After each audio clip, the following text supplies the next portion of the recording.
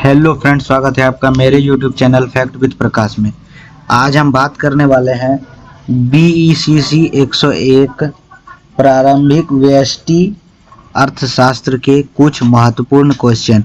पिछले वीडियो में हमने देखा प्रीवियस सेशन के क्वेश्चन, प्रीवियस ईयर के क्वेश्चन, और इसमें हम जो है 4 से 5 ऐसे क्वेश्चन को लेकर के आए हैं जो मोस्ट इम्पोर्टेंट है और आपके आने वाले एग्जाम में आ सकते हैं। उसी पर जो है ये वीडियो है हमारा। तो चलिए वीडियो को स्टार्ट करते हैं।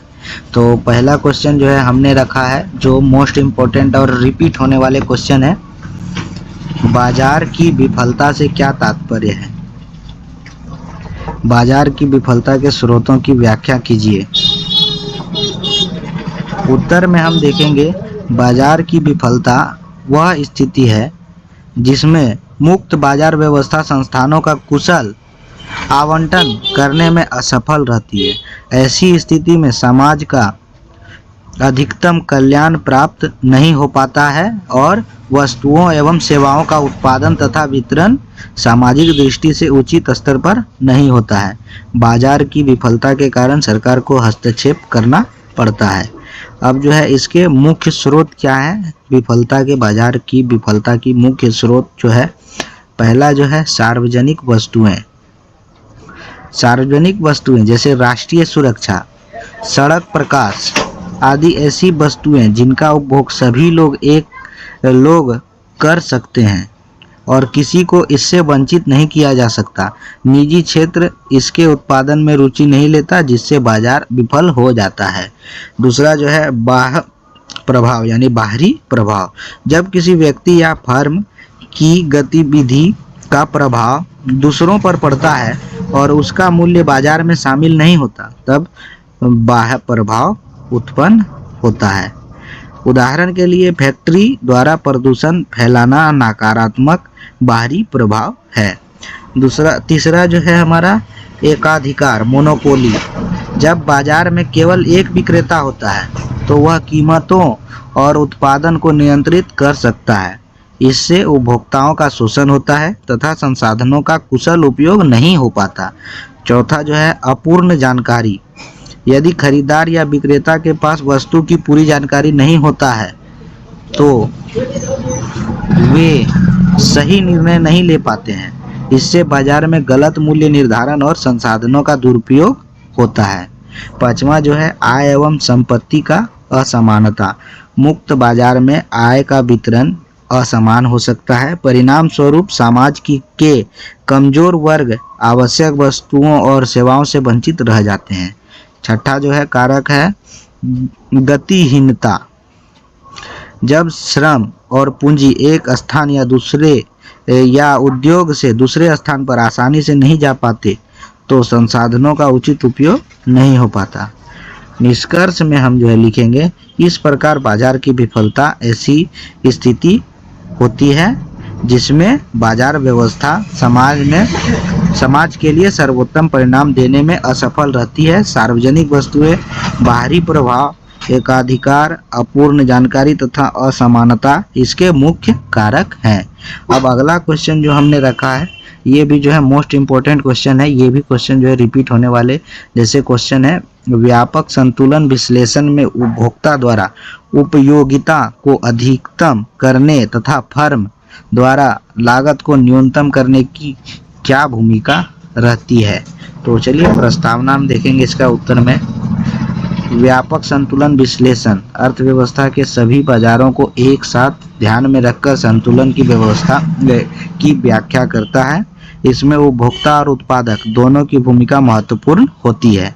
उपभोक्ता द्वारा उपयोगिता का अधिकतमकरण क्या है? तो उपभोक्ता सीमित आय के भीतर ऐसी वस्तुओं का संयोजन चुनता है जिससे उसे अधिकतम संतुष्टि या उपयोगिता प्राप्त हो। उपभोक्ता अपनी आय, वस्तुओं की कीमत और पसंद को ध्यान में रखकर निर्णय लेता है। उपयोगिता अधिकतम करने के कारण वस्तुओं की मांग निर्धारित होती है, संसाधनों के उपयोग की दिशा तय होती है, विभिन्न वस्तुओं की कीमतों पर प्रभाव पड़ता है, बाजार की मांग और आपूर्ति के संतुलन की प्रक्रिया शुरू हो जाती है। फर्म द्वारा लागत का न्यूनतमकरण पहले अधिकतमकरण देखे, अब न्यूनतम। फर्म का उद्देश्य दिए गए उत्पादन स्तर को न्यूनतम लागत पर प्राप्त करना होता है। इसके लिए वह श्रम, पूंजी और अन्य साधनों का सर्वोत्तम संयोजन चुनता है। लागत न्यूनतम करने के कारण क्या क्या है? उत्पादन अधिक कुशल बनता है, वस्तुओं की कीमत कम रखने में सहायता मिलती है, लाभ में वृद्धि होती है, संसाधनों का सर्वोत्तम उपयोग सुनिश्चित होता है। व्यापक संतुलन में दोनों की भूमिका अब क्या है? जब उपभोक्ता उपयोगिता को अधिकतम करता है और फर्म लागत को न्यूनतम करता है, तब वस्तुओं एवं उत्पादन साधनों में बाजार में संतुलन स्थापित होता है, संसाधनों का कुशल आवंटन होता है, समाज का आर्थिक कल्याण बढ़ता है, अर्थव्यवस्था में समग्र संतुलन की स्थिति उत्पन्न होती है। निष्कर्ष में जो है हम देखेंगे, व्यापक संतुलन विश्लेषण में उपभोक्ता की उपयोगिता अधिकतम करने की प्रवृत्ति और फर्म की लागत न्यूनतम करने की प्रवृत्ति मिलाकर संसाधनों के कुशल आवंटन तथा आर्थिक संतुलन की स्थापना में महत्वपूर्ण भूमिका निभाती है। अब तीसरा क्वेश्चन जो है देखेंगे, ये भी जो है आपका मोस्ट इम्पोर्टेंट है। इसके बाद है चौथा भी क्वेश्चन देखेंगे, जो वो भी आपके इम्पोर्टेंट क्वेश्चन है। हम जो है वही क्वेश्चन को लेकर के आते हैं जो कि आपके एग्जाम में आए, एग्जाम में आने के लायक और जिसकी संभावना ज़्यादा होती है, उसी क्वेश्चन को हम जो है लेकर के आते हैं और एक नज़र में आपको क्वेश्चन आंसर दिखाते हैं उसका। इसके बाद भी हमारा जो है कुछ वीडियो आएगा इस पर, क्योंकि एक ही वीडियो में हम जो है ज़्यादा क्वेश्चन को नहीं देख पाते हैं। इस वीडियो में हमने 4-5 क्वेश्चन रखा है, इसके बाद भी हम टोटल 12 से 15 क्वेश्चन रखेंगे, जिससे कि हमारा 5 से 6-7 क्वेश्चन जो है हमारा ही वीडियो से आए, ऐसा ही क्वेश्चन हम जो है सेलेक्ट करते हैं। तो चलिए तीसरा क्वेश्चन देखते हैं। एक पूर्ण प्रतियोगी बाजार में दक्षता प्राप्ति में सीमांत लागत की मूलभूत भूमिका को परिभाषित कीजिए। पूर्ण प्रतियोगिता वह बाजार संरचना है जिसमें अनेक खरीदार और विक्रेता होते हैं, वस्तुएं समरूप होती हैं तथा किसी भी फर्म की कीमत पर नियंत्रण नहीं होता। इस बाजार में दक्षता प्राप्त करने में सीमांत लागत की महत्वपूर्ण भूमिका होती है। सीमांत लागत का अर्थ क्या है? किसी वस्तु की एक अतिरिक्त इकाई का उत्पादन करने पर जो अतिरिक्त लागत आती है उसे सीमांत लागत कहते हैं। सीमांत लागत किसे कहते हैं? किसी वस्तु की एक अतिरिक्त इकाई का उत्पादन करने पर जो अतिरिक्त लागत लगती है उसे जो है सीमांत लागत कहते हैं। सीमांत लागत MC बराबर कुल लागत में परिवर्तन बटे उत्पादन में परिवर्तन। दक्षता में सीमांत लागत की भूमिका क्या है?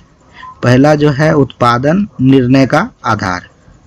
पूर्ण प्रतियोगिता में प्रत्येक फर्म तब तक उत्पादन प्राप्त करती है जब तक कीमत सीमांत लागत के बराबर न हो, अर्थात P बराबर MC। दूसरा जो है संसाधनों का कुशल आवंटन।